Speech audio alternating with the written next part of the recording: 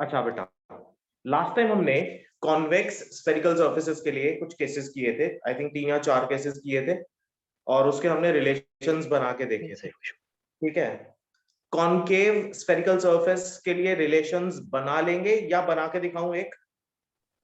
Sir बना दो। ठीक है, तो कॉनकेव स्फेरिकल सरफेस के लिए आज बात करेंगे।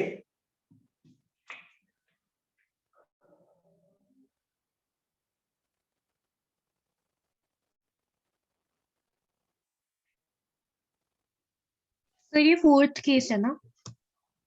हाँ, पहले 3 केस है तो ये चौथा है बेटा।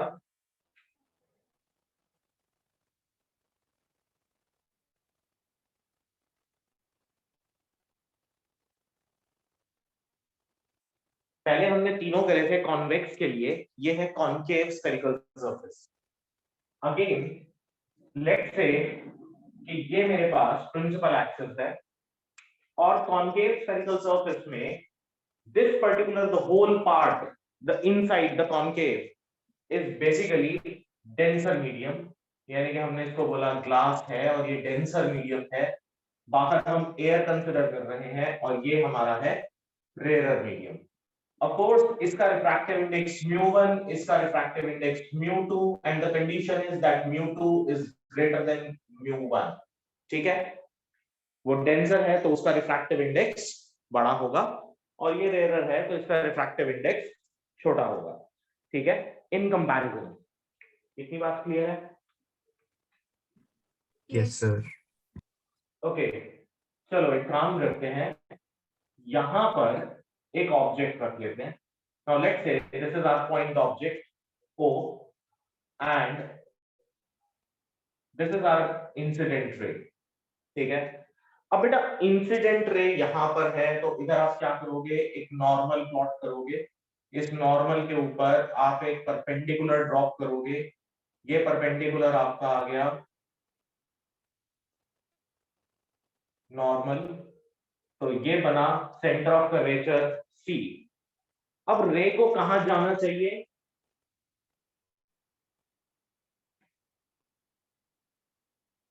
बोलो, रे को कहां जाना चाहिए?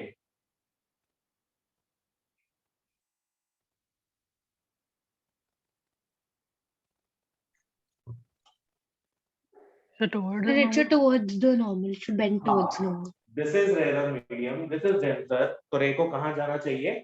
Towards the normal। अगर मैं रे को बेटा टुवर्ड्स द नॉर्मल बेंड कराऊं यहां पर, अच्छा ध्यान से देखना, अगर ये अपना ही पाथ फॉलो करती तो यहां जाती। ठीक है, Yes, ऐसा sir. ही होता ना। तो मैंने कहा the ray is bending towards the normal, so this is towards the normal. तो हम इसको बैकवर्ड्स अगर एक्सटेंड करा दें तो ये बनेगा the position of image I. Clear है? Yes, sir. तो बेटा ये जो एंगल बना अंदर यहां पर, इस एंगल को हम क्या बोलेंगे? Angle of refraction R. लेकिन जो अंदर एंगल बनेगा, this complete angle, this is called angle of incidence I. ठीक है, इतनी बात क्लियर है? Yes, sir. यहां पर इस पर्टिकुलर केस में आई और आर मार्क करना ही सबसे इंपॉर्टेंट है, उसके अलावा फिर कुछ नहीं है, बाकी सब रेस्ट इज मैथमेटिक्स, जो आपने अभी तक पिछले 3 केसेस में किया। इसको हम मान लें अल्फा, इसको बीटा और इसको गामा। अगेन मैंने लास्ट क्लास में भी बताया था, अल्फा बीटा और गामा हम अपनी मर्जी से ले सकते हैं। ठीक है, कोई जरूरी नहीं है कि इसी को अल्फा लेना है, इसी को बीटा या इसको गामा, आप उल्टा भी ले सकते हो, कैसे भी ले सकते हो। ठीक है, रेंडमली। तो हमने अल्फा बीटा और गामा यहां पर मार्क कर दिए। अब बेटा सबसे पहला काम हमारा क्या था कि ray is moving from rare to denser. This is the case of rare to denser. जब भी कभी हम रेयर टू डेंसर जाते हैं तो रिफ्रैक्टिव इंडेक्स 1 से बड़ा होता है। Therefore हम कह सकते हैं mu2 by mu1 is equal to sin I by sine R, बोल सकते हैं ऐसा? Yes, sir.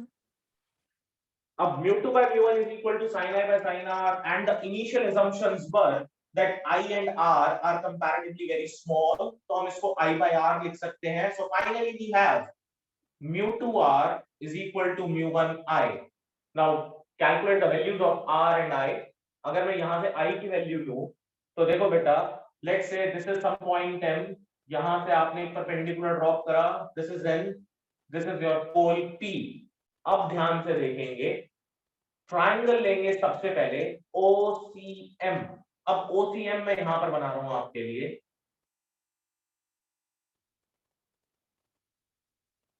This is O, this is C, and this is M.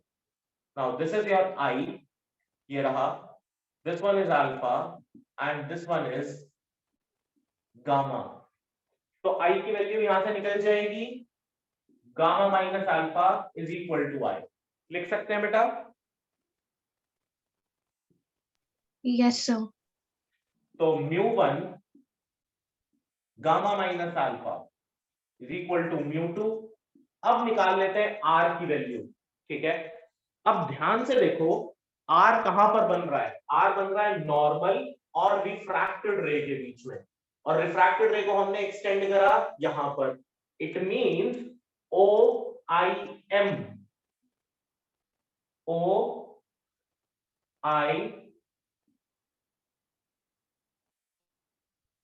और ये पॉइंट है M. ठीक है, अगर ये R है तो ये भी R होगा. दिस इज योर अल्फा, और बेटा ये बाहर वाला एंगल बना बीटा. ठीक है, तो R को हम क्या लिख सकते हैं, beta minus alpha. Yes, sir. तो अब यहां से आई होप कि आपको क्लियर हो गया कि I और R कैसे निकालना है. Yes, sir. ठीक है, now what you have to do now, you have to take the tan ratios. So beta mu2 tan beta minus tan alpha is equal to mu1 tan gamma minus tan alpha. अब जल्दी से tan beta tan alpha tan gamma इनकी values निकाल लें. अब ध्यान से देखो, सबसे पहले हम निकालेंगे tan beta. tan beta किसके इक्वल है, mn upon ni. This is mn upon ni. Tan alpha is mn upon no. Tan gamma is mn upon nc.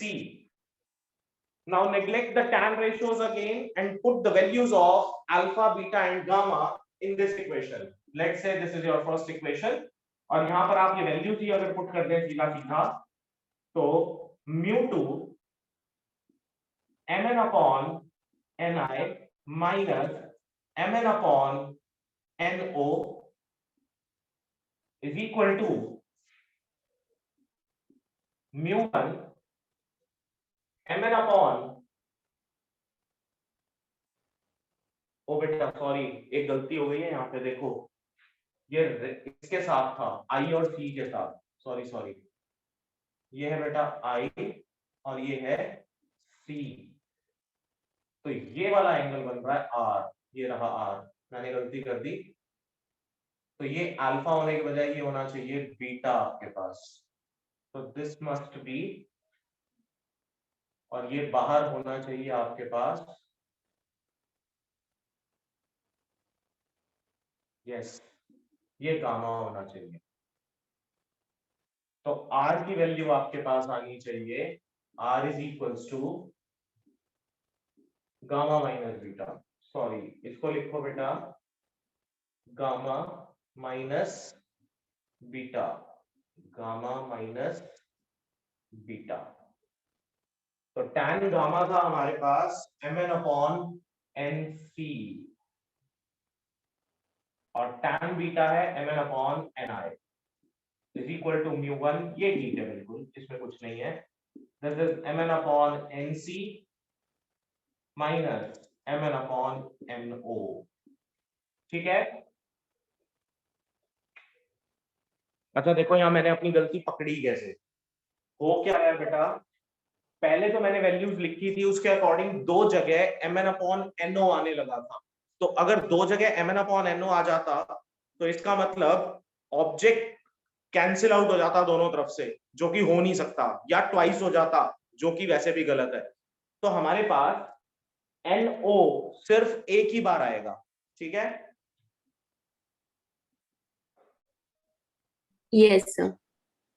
फिर से समझो, ये I और R ठीक से लेना है आपने। R किस किस के बीच में है? नॉर्मल। नॉर्मल कहां कट कर रहा है? गामा के साथ। तो ये रहा गामा। और जो रिफ्रैक्टेड रे थी वो कहां कट कर रही है? I पर कट कर रही है। तो I, C और M के बीच में एंगल बनना चाहिए था। मैंने गलत पढ़ा उसको, लेकिन अब इसको करेक्ट कर दिया हमने। Mn दोनों साइड से हम अगर कैंसिल आउट कर दें तो हमारे पास बचेगा बेटा μ2 1/NC minus 1/Ni is equal to μ1 1/NC minus 1/No। ठीक है। अब लगाएंगे यहां पर साइन कन्वेंशंस। अब साइन कन्वेंशंस पे आ जाओ फिर से। अपने आप को कहां खड़ा करेंगे? पोल पे। ठीक। आप पोल से अगर सी की तरफ जाएं, यानी कि रेडियस ऑफ कर्वेचर की तरफ, तो साइन कन्वेंशन क्या आनी चाहिए? पॉजिटिव के नेगेटिव? नेगेटिव। नेगेटिव। तो this will be μ2 1/-r। Minus of I की तरफ जाएंगे तो क्या होना चाहिए? फिर से नेगेटिव। तो 1/-b, तो ये प्लस ऑफ b हो गया यहां पर, इज इक्वल टू μ1। NC फिर से क्या होगा? नेगेटिव।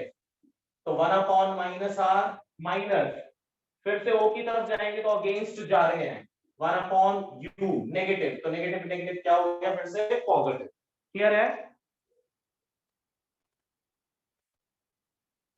Yes sir. तो यहां से आप एक फाइनल रिलेशन डिराइव कर लो बेटा। μ2/-r plus μ2/b is equal to μ1/-r plus μ1/u।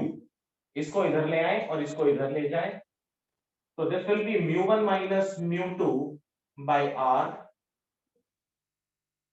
is equal to μ1/u minus μ2/v is your final result। फटाफट से 2 मिनट लगा के इस रिलेशन को पढ़ें, इस डेरिवेशन को पढ़ें, देखें कहीं कोई डाउट तो नहीं है आपको। अगर कोई डाउट होता है तो अभी के अभी पूछें बेटा, इमीडिएटली।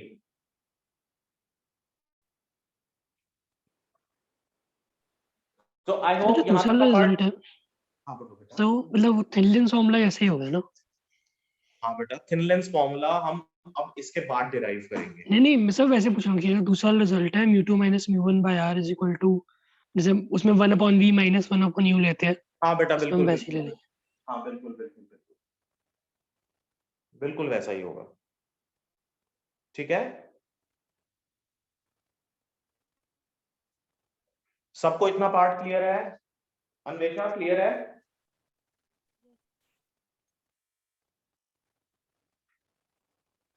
आर्यन क्लियर है बेटा? Yes sir clear. Samar? Yes sir clear है। Sneha, Nandini, yes sir clear है। Naman, Pranav, yes sir. Damya, Angela clear है बेटा? Yes sir. ओके, चलो ठीक है। Now the next topic is lens makers formula. अब लेंस मेकर्स फॉर्मूला इस चैप्टर में से शायद सबसे इंपॉर्टेंट टॉपिक और होगा। कॉनकेव स्फेरिकल सरफेस का सिर्फ एक ही है? दूसरा है, दूसरा बिल्कुल सेम है बेटा, वो भी करा दूं? हाँ सर करा दो। ठीक है, चलो अब उसको ना आप बताते जाएंगे, मैं लिखता जाऊंगा। बोर्ड क्लियर कर दूंगा? इसका फोटो Yes, sir. भेज दो सर ग्रुप अब पे। वो मैंने ले लिया बेटा। ओके। कॉनकेव के दो केसेस होते हैं बेटा। एक है आपका रेयर टू डेंसर, दूसरा है denser to rare.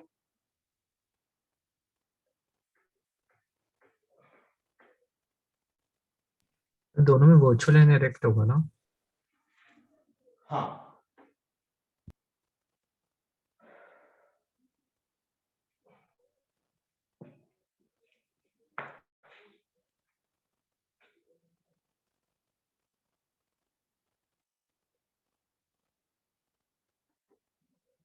now this is denser to rarer। अब डेंसर टू रेयर में पॉइंट ऑब्जेक्ट को आप कहां रखोगे? इनसाइड रखेंगे बेटा, ठीक है। अच्छा मान ले कि ये मेरे पास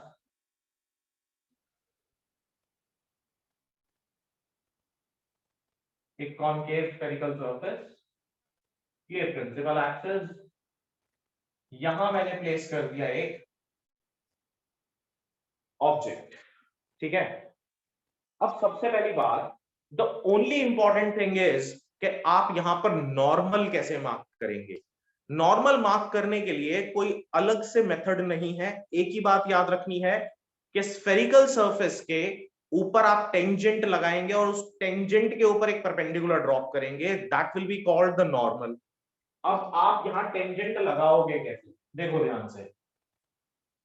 ये मैंने कहा कि मेरी इंसिडेंट रे है एंड दिस रे is incident at this point. आप यहीं पर इस कर्वेचर के ऊपर एक नॉर्मल लें और इस नॉर्मल के ऊपर एक परपेंडिकुलर मार्क कर दें। तो ये परपेंडिकुलर बेटा इस वाली साइड के ऊपर यानी रेयरर साइड के ऊपर, ये आपका रेयरर मीडियम है, ये आपका denser. Now the object is placed in the denser medium. Of course denser का रिफ्रैक्टिव इंडेक्स μ2, रेयरर का रिफ्रैक्टिव इंडेक्स μ1। तो आपका एंगल ऑफ इंसिडेंस क्या बना? This is your angle of incidence I. अब रे कहां जाती है? टुवर्ड्स द नॉर्मल कि away from the normal? Away from the normal. Away from the normal. तो रे कहां जाएगी? Away from the normal. Backward इसको हम प्रोड्यूस कराएंगे and this will be the position of image I. Clear है? ठीक है बेटा? Yes. And this is your angle of refraction R. तो ये बना अल्फा, ये beta and this is your gamma. अब कैसे इसको प्रोसीड करेंगे? फिर से let's say this is my point m, यहां से हमने एक परपेंडिकुलर प्लॉट कर दिया, ये n हो गया। Just to remove the spherical surface and create symmetry, हमने यहां पर परपेंडिकुलर ड्रॉ करा जो हर बार करते आ रहे हैं। अब फिर से कहां से कहां जा रहे थे? Denser to rarer. तो refractive index denser to rarer के केस में 1 से छोटा होता है। तो बेटा μ1 by μ2, ठीक है, ऐसा ही लेंगे, Yes, sir. will be equal to sin I by sin R, approximately I by R। तो आप लिख सकते हैं μ1 R is equal to μ2 I। इतना पार्ट क्लियर है? Yes, sir. Yes, sir. तो ठीक है बेटा, अब सबसे पहले काम करें, आई और आर की वैल्यू निकालें। आई किस किस के बीच में है? नॉर्मल और इंसिडेंट रे के बीच में। तो ट्रायंगल कौन सा? ओ सी एम। अब इस ओ सी एम को जब आप बनाते हो यहां पर, तो देखो ओ सी एंड दिस इज एम, ये वाला एंगल आपका बन रहा है आई। तो अंदर ये वाला एंगल बनेगा ओ के साथ अल्फा और सी के साथ क्या बन रहा है बेटा? गामा। तो आई की वैल्यू क्या हो गई? Alpha plus gamma. अब आर के लिए निकाल लो। तो ये किस किस में है? ये तो था इन ट्रायंगल ओसीएम। आर के साथ ICM, same type of triangle बनेगा। This is your I, this is C और यहां पर M and this is R. तो ICM, this is beta and this is gamma again. तो R will be equal to beta plus gamma, μ1 beta plus gamma. फिर से tan ratios लेंगे और वही सब चीजें दोबारा करेंगे। Now taking tan ratios,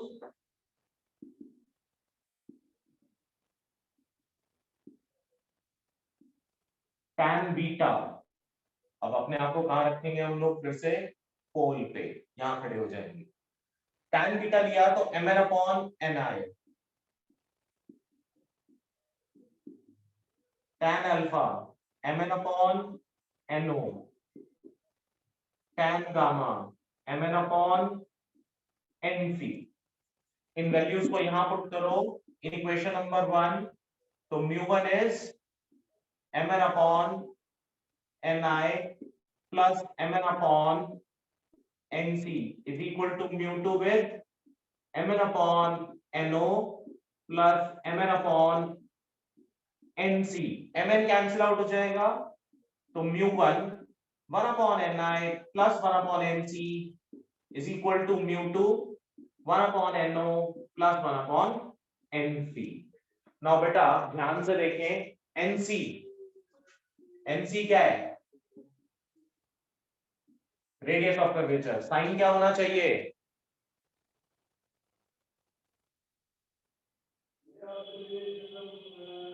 बोलो बेटा, साइन क्या होना चाहिए, नेगेटिव। समर, ये देखो इंसिडेंट रे इस तरफ जा रही है और यहां से खड़े होके हम भी इस तरफ जा रहे हैं बेटा, तो positive in the direction of incident ray. ठीक है, ओके सर। फिर से आप यहीं खड़े हो जाओ, आई की तरफ चले, तो this is your image I, ये रहा, तो ये क्या बनेगा, v, v is negative, o ये रहा, u इज नेगेटिव। तो आपका रिलेशन बनना चाहिए μ1 1 upon minus v plus 1 upon r is equal to μ2 1 upon minus u plus 1 upon r। ठीक है, तो देखो रिलेशन बन गया आपके पास, this is μ2 minus μ1 by r is equal to minus of μ1 by v plus μ2 by u। ठीक है, Yes, sir. क्लियर है बेटा? Yes, sir. फटाफट से 2 मिनट लगा के इसको भी पढ़ें, कहीं कोई गलती हो तो मुझे बताएं, और नहीं है तो फिर हम लोग आगे चलें। जल्दी से चेक करो कि कहीं मैंने कोई गलती तो नहीं करी है।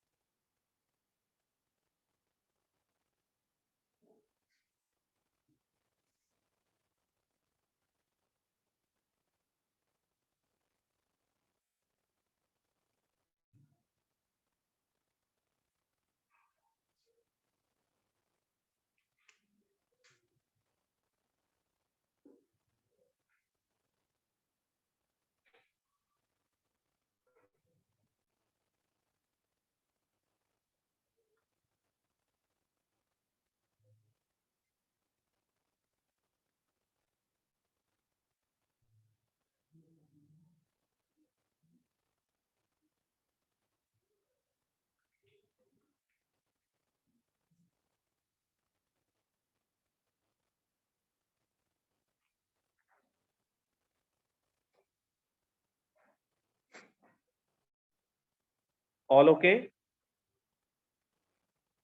Yes sir. Yes, sir. ठीक है बेटा।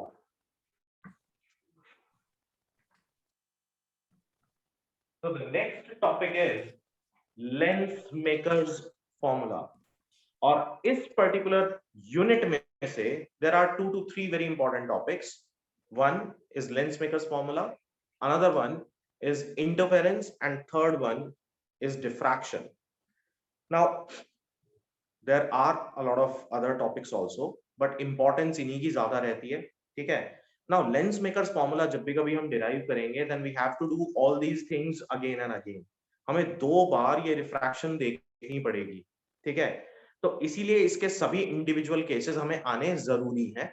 तो हमने पांचों के पांचों केसेस यहाँ पर डिस्कस कर लिए हैं, हमने देख लिया है पांचों केसेस में कैसे रे डायग्राम्स बनेंगे, or how we go about the ray diagrams and the derivation and the results in fact and the sign conventions also. लेकिन जब लेंस मेकर्स फॉर्मूला की बात आएगी तो ये चीजें हमें दोबारा करनी पड़ती हैं, इसलिए पांचों केसेस करने थे। तो lens maker formula is one of the very important topic. Copy pen अभी छोड़ देंगे, कोई कुछ नहीं लिखेगा, सिर्फ बोर्ड पर देखेंगे। You will have the video and you will have the pic of the board also. और अभी थोड़ी देर पहले मैंने कुछ नोट्स भी आपको ट्रांसफर करे हैं, ठीक है? तो those notes are hand written notes, वो आपके काम आ जाएंगे, ठीक है? उसके अंदर ये सभी चीजें दोबारा से दे रखी हैं, ठीक है बेटा? Okay sir. बोर्ड क्लियर कर दूं?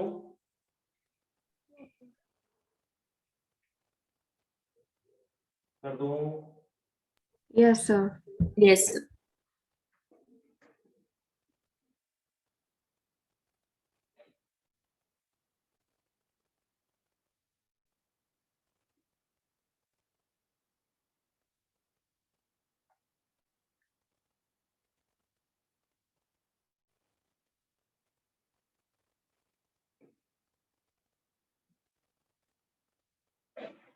Okay, the next topic is lens makers formula। बहुत इंपॉर्टेंट है, ठीक है? तो बहुत ध्यान से इसको प्रिपेयर करेंगे अपने एग्जाम्स के लिए भी।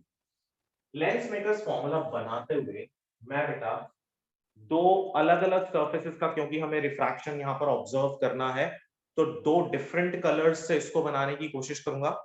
और आप भी अपनी कॉपी के अंदर इसी तरीके से दो डिफरेंट कलर से बनाएंगे और बार बार इसके रे डायग्राम की प्रैक्टिस करेंगे। अगर सिचुएशन इंप्रूव हो जाएगी तो आपके पेपर आपको पता ही है कि सब्जेक्टिव होने हैं। तो ये मान के चलना कि ये वाला टॉपिक आपके पेपर में आया हुआ है, ये डेरिवेशन आई हुई है आपके पेपर के अंदर, ठीक है? इतना इंपॉर्टेंट है ये पर्टिकुलर टॉपिक, तो ध्यान से करना है। सबसे पहली चीज,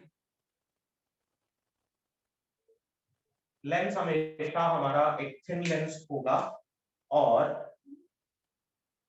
अगर मैं बहुत थिन बना दूंगा तो आपके लिए बड़ा मुश्किल हो जाएगा यहां पर एंगल्स को ऑब्जर्व करना। तो मैं इसको थोड़ा सा बड़ा ही लेके चलूंगा, ठीक? तो आपको बस ध्यान देना है रे डायग्राम के ऊपर। ये हमारा principal axis, this is my surface, refracting surface, first refracting surface x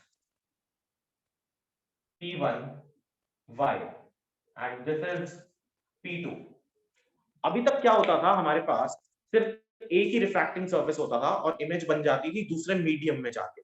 but now we have two different refracting surfaces. It means ये एयर है तो ये ग्लास है, यानी इसका रिफ्रैक्टिव इंडेक्स है μ2, इसका रिफ्रैक्टिव इंडेक्स है μ1, and image is again forming in air, ये फिर से μ1 है।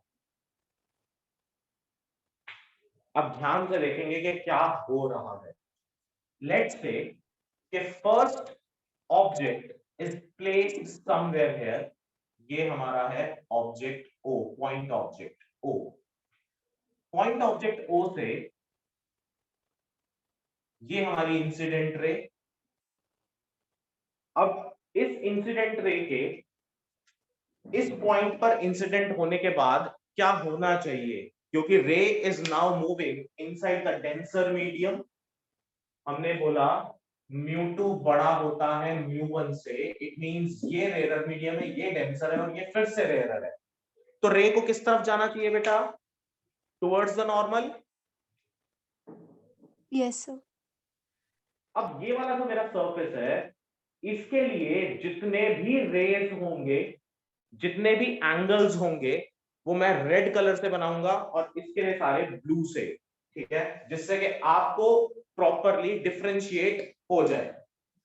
तो इसके ऊपर जो नॉर्मल प्लॉट करना है मैंने, वो यहीं पर प्लॉट करना है।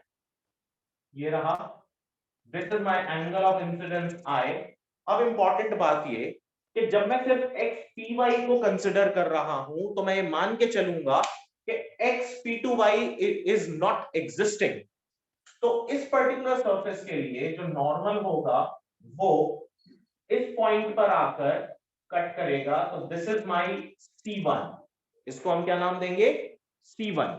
ठीक है, C1 का मतलब हुआ कि इस पर्टिकुलर कर्व्ड सरफेस का सेंटर ऑफ कर्वेचर ये है। ठीक है बेटा? Yes, sir. Yes. तो अब इसी के लिए रे को किधर जाना चाहिए? टुवर्ड्स द नॉर्मल जाना चाहिए ना?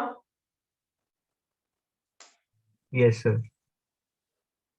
तो रे गई टुवर्ड्स द नॉर्मल। आ गया टुवर्ड्स द नॉर्मल। तो इसको मैंने बोला I1, तो यहां एंगल बनेगा बेटा R1। ठीक है? Yes, sir. अब रे के साथ क्या हो रहा है? क्योंकि लेंस थिन है और उसको डेंसर मीडियम में बहुत ज्यादा डिस्टेंस नहीं मिल रहा था ट्रैवल होने के लिए, और इससे पहले कि वो कहीं पर इमेज बनाती, द रे suffers another refraction. Now the another refraction is from the refracting surface xp2y. Now from xp2y मैं यहां पर अगर एक नॉर्मल प्लॉट करूं बेटा, तो this normal cuts the principal axis somewhere here, और इसको हम नाम दे देंगे C2। तो at this particular point what will happen with the ray? As soon as it tries to move outside the lens, तो ये डेंसर मीडियम से rare medium में आ रहा है। Yes, sir.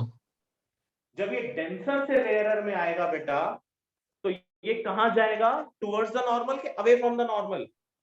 Away from the normal. Away from the Away normal. from the normal. तो ये away from the normal जाएगा and it will form an image somewhere here. ठीक है?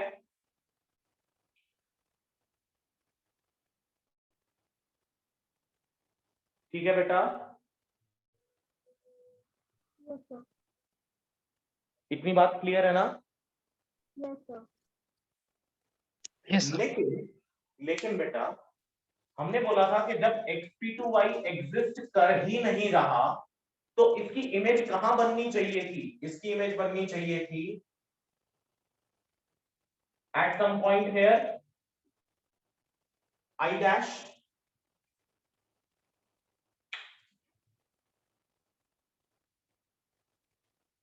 मान लो कि xp2y एग्जिस्ट ही ना करता, तो इस वाली रे को, जो फर्स्ट रिफ्रैक्टेड रे थी, उसको कहां जाके हिट करना चाहिए था? इस पॉइंट पे हिट करना चाहिए था ना? Yes, sir. तो ये हमारी क्या थी? एक वर्चुअल इमेज है, कहने का मतलब, जो कि है नहीं, बट हम फिर भी मान के चल रहे हैं कि अगर ये सरफेस ना होता तो इमेज यहां बनती।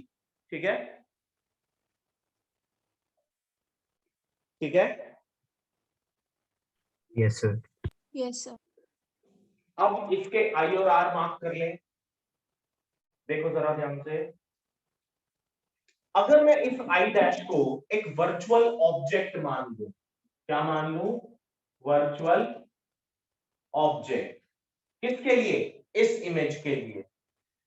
तो ये जो एंगल बनेगा बेटा डॉटेड लाइन के साथ, दिस विल बी I2, और ये जो बड़े वाला एंगल बनेगा, this will B R2। Clear है? Yes, sir. मैंने अंदर ना बना के यहां बना दिया, ज्यादा क्लैरिटी आ जाएगी उससे। ठीक है बेटा?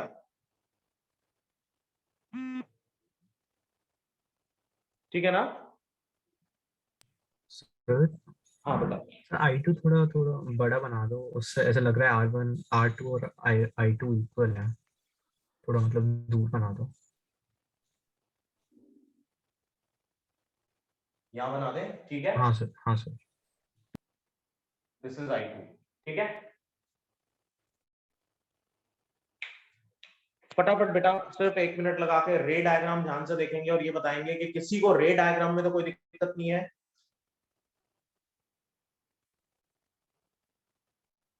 फिर से एक्सप्लेन कर रहा हूं रे डायग्राम, देखो ध्यान से।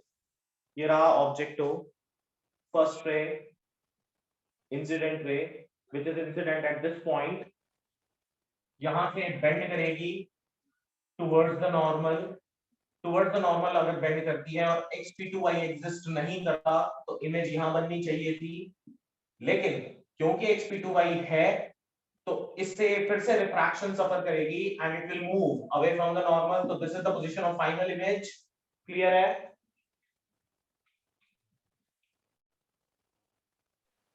ठीक है, यस सर। ये मेरा normal on the xp1y and this is my normal on xp2y। तो c1 और c2 यहां पर बने। ठीक है बेटा? Okay sir. Yes, sir. तो assumptions क्या क्या है? सबसे पहले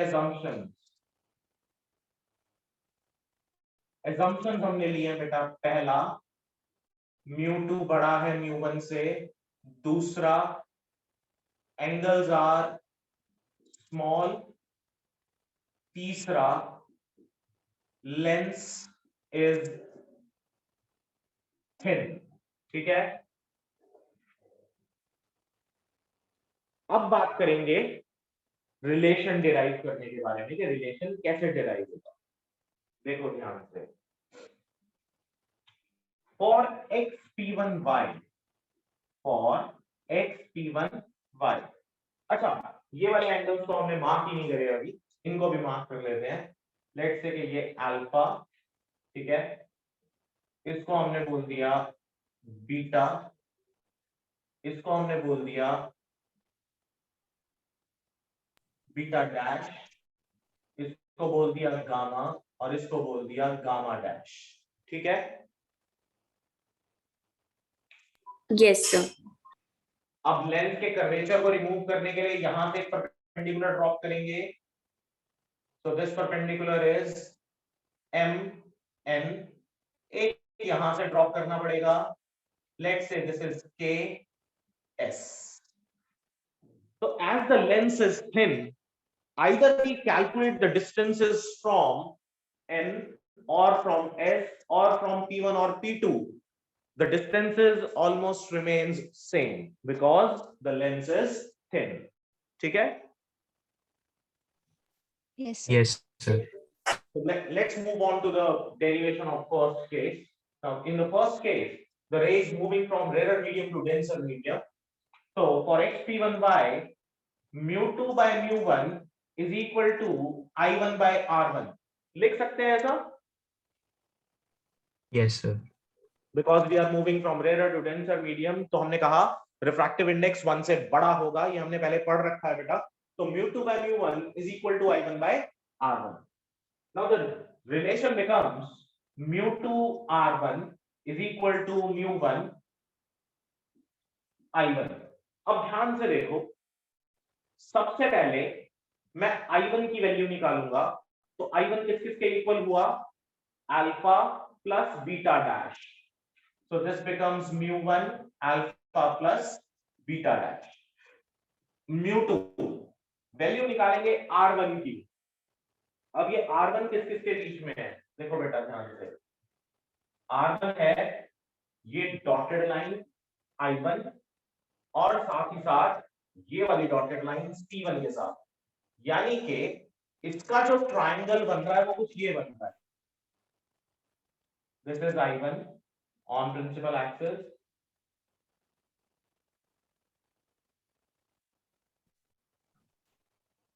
C और dash, M ये और C M है dash. और ये बन रहा है C1 के साथ। ठीक है, C1 के साथ this is beta dash, I1 के साथ दिस इज गामा डैश और ये हमारा R1 है। ठीक है बेटा, देख पा रहे हो यहां से? Yes, Yes, sir. sir. तो यानी यहां से R1 की वैल्यू अगर मैं निकालूं तो वो होगी beta dash minus gamma dash. ठीक है, लिख सकते हैं ना? Yes, sir. तो इसको in terms of tan ratios मैं कैसे लिख सकता हूं? mu2 tan beta dash minus tan gamma dash is equal to mu1 tan alpha plus tan beta dash. अब एक काम करो, इसको हम लिख सकते हैं mn upon tan beta dash nc1 minus tan gamma dash mn upon ni dash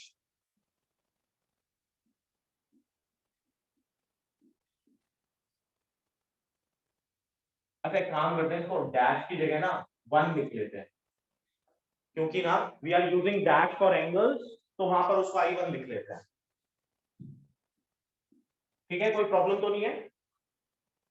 No, Sir. sir. ठीक है, तो mn अपॉन ni1, तो ये हमारे पास था गामा डैश, तो μ1 tan alpha mn upon no plus mn upon tan beta dash again nc1। ठीक है बेटा? Yes, sir. क्लियर है इतनी बात? इसमें तो किसी को कोई डाउट नहीं ना? No, sir. No, sir. No, sir. चलो, इसको मान लिया इक्वेशन नंबर 1। अब बात करते हैं for x p2y, for x p2y। अब बेटा जब आप x p2y के लिए बात कर रहे हो, ठीक है, तो ये जो x p2y है, यहां पर the ray is moving from denser to rare, यही हो रहा है ना? तो आप इसको क्या लिखेंगे? μ1 by μ2 is equal to sin i2 by sin r2, ऐसे लिखोगे? Yes, sir. जिसको कि हम लोग फाइनली अगर लिखना चाहें तो सिर्फ i2 बाय r2 भी लिख सकते हैं, जिसको आप लिख सकते हो μ1 r2 is equal to μ2 i2। ठीक है, अब सबसे पहले बेटा i2 की वैल्यू निकालें।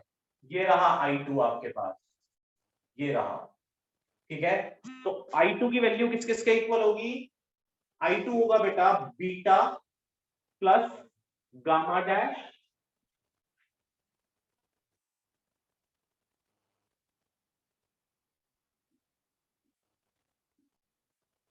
Beta plus gamma dash. देखो जरा i2 किस किस के बीच में है? i2 है ये वाली डॉटेड लाइन यानी गामा डैश, और ये वाली डॉटेड लाइन यानी कि बीटा, तो beta plus gamma dash is equal to i2। Now calculate r2। r2 is in between gamma and beta, so this becomes beta plus gamma। ठीक है, Yes, sir. again taking tan ratios, so μ1 tan beta plus tan gamma is equal to μ2 tan beta plus tan gamma dash। ठीक है बेटा? Yes, sir. अब यहां पर सबसे पहला काम करेंगे tan बीटा tan अल्फा और इन सब की वैल्यूज निकालेंगे, लेकिन फॉर x p2y। तो now in this case we are observing distances from ks, है ना? तो tan beta in this case will be equal to ks upon sc2, tan gamma dash is ks upon si1, और तीसरा हमें चाहिए सिर्फ tan gamma, तो tan gamma is ks upon si। ठीक है बेटा, इन वैल्यूज को यहां डाल दो, इधर से mn कैंसिल आउट हो गया था, इधर से ks कैंसिल आउट हो जाएगा। ठीक है, तो ये आ जाएगी आपके पास equation μ1 ks upon sc2 plus ks upon si is equal to μ2 ks upon sc2 plus ks upon si1। ठीक है बेटा? Yes, sir. Now Yes, sir. this is your equation number 2. इधर से मैं ks कैंसिल आउट कर दूं अगर, तो ये बच जाएगा हमारे पास 1/sc2 1/si, ये हो जाएगा 1/sc2 1/si1। सिमिलरली इसको हम लिख सकते हैं 1/nc1 1/ni1, इसको लिख सकते हैं 1/no, इसको लिख सकते हैं 1/nc1। ठीक है।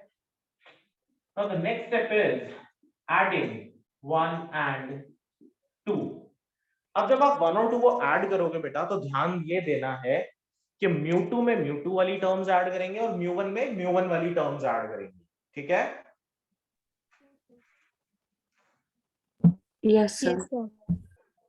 ठीक है, तो mu2 सबसे पहले ये वाली वैल्यूज लिखेंगे 1/nc1 minus 1/ni1 plus 1/sc2 plus 1/si1 is equal to mu1 1/sc2 plus 1/si plus 1/no plus 1/nc1। ठीक है। अब इस पर्टिकुलर एक्सप्रेशन को बहुत ध्यान से ऑब्जर्व करना है। अच्छा मुझे ये बताओ, अगर मैं डिस्टेंस, मैंने बोला द लेंथ इज थिन, और मैंने आपको इनिशियली अभी भी बोला either the distances to be measured from s or from n, both are one of the equal things or one of the same things, because we have considered that the length is thin। ठीक है, तो मुझे एक बात बताएं, 1/ni1 will be approximately equal to 1/si1, Yes, sir. है ना? तो 1/ni1 से 1/si1 यहां पर कैंसिल आउट हो जाएगा। हाँ सर। Yes, sir. तो ये आ जाएगा mu2 1/nc1 plus 1/sc2 is equal to, इधर भी हम ऐसा लिख सकते हैं mu1 1/nc1 plus 1/sc2 plus mu1 1/si plus 1/no, ऐसा लिख सकते हैं हम लोग। Yes sir. इस mu1 वाली टर्म को इधर ले आए, तो mu2 minus mu1 into 1/nc1 plus 1/sc2 is equal to mu1 1/no या si प्लस 1/no, ऐसा लिख सकते हैं। यस। अब आ जाओ साइन कन्वेंशन पे, ध्यान से देखेंगे साइन कन्वेंशन। अगेन आप चाहे n से चले चाहे आप s से चले, बात एक ही है। मैं काम करता हूं, मैं सेंटर से चलता हूं, अगर बात एक ही है तो। चलो सेंटर से चल रहे हैं, सेंटर से अगर मैं O की तरफ जाऊं, NO, U होगा with a negative sign,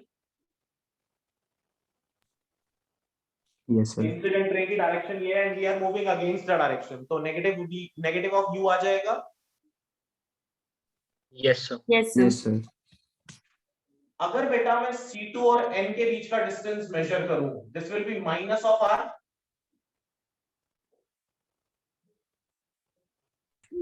yes sir. Yes. लेकिन कैसा? R2, this is minus of R2, क्योंकि ये हमने C2 लिया, हमने ये नहीं कहा कि जो लेंस है वो हमारा इक्वी कॉन्वेक्स है। तो चौथी assumption एक और आ गई बेटा हमारे पास। फोर्थ assumption इज लेंस कैसा है? बाई कॉन्वेक्स लेंस, ये इक्वी कॉन्वेक्स नहीं है, तो this is minus of R2। अब अगर मैं n से लेके डिस्टेंस C1 तक मेजर करूं बेटा, तो this is plus of R1 होना चाहिए। in the direction of incident ray, plus Yes, of sir. R1, Yes, sir. और I तक का डिस्टेंस तो प्लस ऑफ B होगा ही होगा। तो बेटा mu2 minus mu1 upon mu1 into 1 upon NC1 is 1 upon R1, 1 upon SC2 is minus 1 upon R2 is equal to mu1 में इधर ले आया नीचे, SI को क्या लिखेंगे 1 upon V, NO को क्या लिखेंगे 1 upon minus U, तो this becomes minus 1 by U. ठीक है,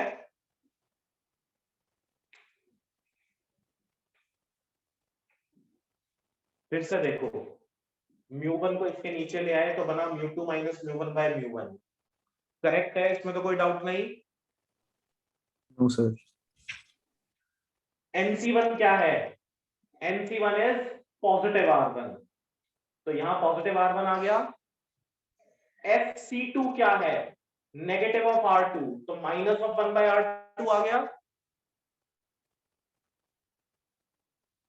यस सर.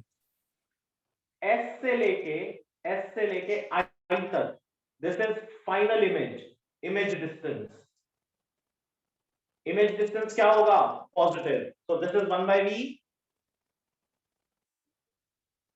N Yes. से लेके O तक, दिस इज U कैसा, ऑब्जेक्ट डिस्टेंस, नेगेटिव, तो दिस इज माइनस U, यानी 1 by V minus 1 by U.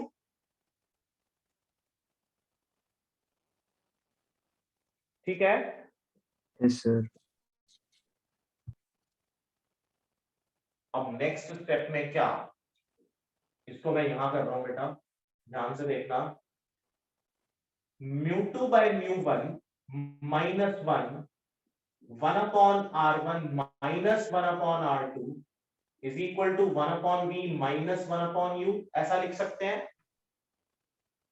Yes yes sir.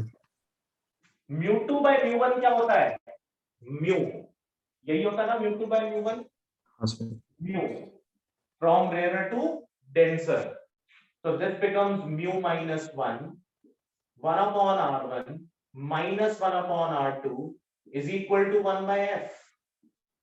1 by V minus 1 by U क्या होता है, लेंस फॉर्मूला है ना. Yes sir. So this is length maker's formula. Now this derivation is very important, और इसको Descartes formula भी कहते हैं. Descartes lens maker's formula. Descartes lens formula. इससे पहले वो जो फॉर्मूला था उसको सिर्फ Descartes फॉर्मूला कहते हैं, और Descartes फॉर्मूला ऑफ रिफ्रैक्शन, इसको कहते हैं Descartes फॉर्मूला ऑफ लेंस. ठीक है सर. हाँ जी, सर इसमें R2 और R1 हमें कोई भी ले सकते हैं, हमें जो आपने लिया वही लेना है. बेटा obviously the side from which we are starting the diagram, or we basically consider that object is placed at this side, yani the side which suffers refraction first. Yes sir. Side at which the light suffers refraction first, उसके सभी parameters आप first consider करेंगे, दूसरे के सभी parameters आप second consider करेंगे. Okay sir.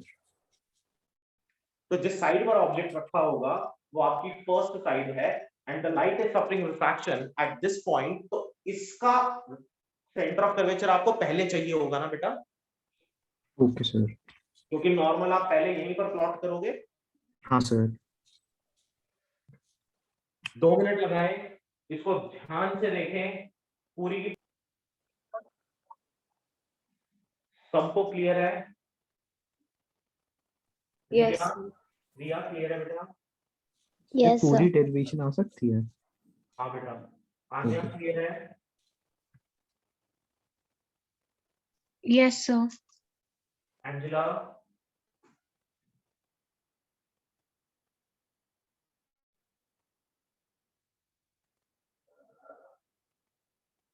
अगर ये पूरी डेरिवेशन मिलकर जाती है बेटा, तो ये हमेशा एक 5 मार्क्स का क्वेश्चन बनता है. मोस्ट ऑफ द केसेस में ये आपके पेपर में 5 मार्क्स का क्वेश्चन ही आता है. 3 मार्क्स फॉर डेरिवेशन जो अब आजकल का पैटर्न है, एंड 2 मार्क्स इसके अंदर वो कोई एक छोटा सा न्यूमेरिकल पूछ सकता है आपसे. ठीक है, कई बार ऐसा होता है कि वो पूरा ना भी पूछे, वो एक साइड की रिफ्रैक्शन पूछ सकता है। Now you can see from here, अगर हम सिर्फ इसकी बात करते हैं और हम ये माने कि ये सरफेस नहीं है और अंदर सारा डेंसर मीडियम है, तो this is the case of convex spherical surface from rare to denser. और अगर मैं इसको कंसिडर करूं और इसको कंसिडर ना करूं, then this is the case of convex spherical surface denser to rarer, है ना? Yes sir. Yes, sir. तो वो दोनों में से कोई एक भी पूछ सकता है और ये फुल डेरिवेशन आपके पेपर में आ सकती है। बच्चे एक गलती करते हैं, मैं फिर बोल रहा हूं, वो गलती आप नहीं करेंगे। हर साल यही बात हम बच्चों को समझाते हैं, आपको भी यही बात समझा रहा हूं। एक बात बताओ, एक इस रिलेशन को और एक इस रिलेशन को, यानी 1 और 2 को बच्चे क्या करते हैं, इस पूरी डेरिवेशन को 3 स्टेप्स में खत्म करते हैं। कहते हैं कि refraction through xp1y the relation is this, refraction through xp2y the relation is this, adding 1 and 2 we get this. तो 3 रिलेशन लिखे और अब ये सोच लिया कि भाई पूरे नंबर मिल जाएंगे। बेटा एक बात बताओ, ये रिलेशन xp1y और xp2y के कहीं से तो आए थे ना? आपसे उसने 3 नंबर देने हैं, तो कम से कम वो कुछ तो डिमांड करेगा, आप कुछ तो करके दिखाएं क्वेश्चन के अंदर। ये फॉर्मूला तो उसको आता ही है, वो पूछना क्या चाहता है फिर आपसे? वो यही तो देखना चाहता है कि आपको इसकी टेक्निकलिटीज क्लियर है या नहीं है, ठीक है ना? Yes, sir. Yes, Yes, sir. sir. Sir हमें डेरिवेशन में assumptions भी लिखनी होंगी। हाँ बेटा, हमेशा डेरिवेशन में assumptions भी लिखते हैं और जनरली कई बार conclusions होते हैं, तो वो conclusions भी लिखने होते हैं। There is always a method of writing derivation। अब एक बात सोचो, अगर आपने ये सब कुछ नहीं करा और सिर्फ 3 रिजल्ट्स लिख के कह दिया ये, तो मैथमेटिक्स था, मैथमेटिक्स तो उसको आता है, आपने क्या बताया उसको? फिजिक्स कहाँ पर है? जो assumptions होते हैं, जो conclusions होते हैं, how you are taking things, ये रे डायग्राम ये बताएगा कि आपने फिजिक्स अप्लाई करी, कि भाई इंसिडेंस, एंगल ऑफ इंसिडेंस और angle of refraction, you know about those things ना, तभी तो आपका ये रे डायग्राम क्लियर होगा। अदरवाइज तो ना रे डायग्राम बन पाएगा क्लियरली, ना ये रिलेशन डिराइव हो पाएगा। ठीक है? Okay sir. 5 बार प्रैक्टिस करेंगे इसकी, 5 बार सिर्फ रे डायग्राम बनाएंगे, 2 बार देख के और तीसरी, चौथी, 5वीं बार बिना देखे। 5 बार अगर आप ये काम करते हैं तो रे डायग्राम आपको याद हो जाएगा और आप हर स्टेप को, जैसे मैंने बोल बोल के किया है, now we are moving from this point to this point, ऐसे करके खुद से बोल बोल के बनाएंगे तो प्रैक्टिस हो जाएगी, याद हो जाएगा बेटा। ठीक है? Yes, sir. Yes, sir. अच्छा, इसी के अंदर एक और छोटी सी चीज बता दें, अगर हमें पावर ऑफ लेंस निकालना हो तो पावर ऑफ लेंस क्या होता है बेटा? P is equals to 1/f। तो आप इस फॉर्मूला को ऐसा भी लिख सकते हैं, that par is equals to mu minus 1/r1 minus 1/r2। ठीक है? और ये आपने 10th क्लास में पढ़ ही रखा है कि पार्स क्या होती है, ऐड हो जाती है। ठीक है? और कॉनकेव की पावर नेगेटिव होगी, पावर ऑफ कॉन्वेक्स हमेशा प्लस डायोप्टर्स में मिलेगी, पावर ऑफ कॉनकेव हमेशा नेगेटिव डायोप्टर्स में मिलेगी। ठीक है? Dioptre is the SI unit of power. Simple सी बात है, मीटर इनवर्स को डायोप्टर कह रहा है। ठीक है बेटा?